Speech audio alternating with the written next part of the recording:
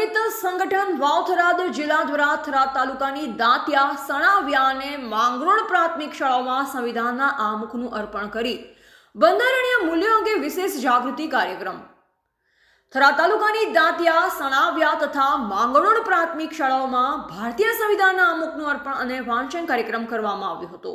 આ કાર્યક્રમમાં વિદ્યાર્થીઓ, શિક્ષકો, શાળા વ્યવસ્થાપન સમિતિ SMCના સભ્યો, સરપંચ તેમજ ગ્રામ પંચાયતના આગેવાનો અને મોટી સંખ્યામાં ગ્રામજનો ઉપસ્થિત રહ્યા હતા.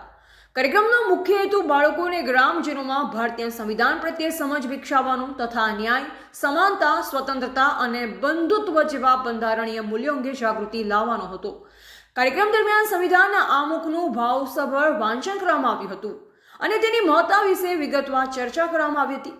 સંવિધાન માત્ર કાયદાનો ગ્રંથ નથી, પરંતુ દેશના નાગરિક જીવનને દિશા આપતું માર્ગદર્શન છે તે અંગે પણ સમજાવવામાં આવ્યું હતું. વિદ્યાર્થીઓને નાગરિક અધિકારો સાથોસાથ ફરજોનું પણ પાલન કરવું જરૂરી છે તે બાબત પર ખાસ ભાર મૂકવામાં આવ્યો હતો. લોકશાહી વ્યવસ્થામાં શિક્ષિત અને જાગૃત નાગરિકોની ભૂમિકા કેટલી મહત્વપૂર્ણ છે તે વિષય પર માર્ગદર્શન આપવામાં આવ્યું, જેનાથી બાળકોમાં રાષ્ટ્રપ્રેમ અને સામાજિક જવાબદારીની ભાવના વિકસે તે આશય વ્યક્ત કરવામાં આવ્યો હતો.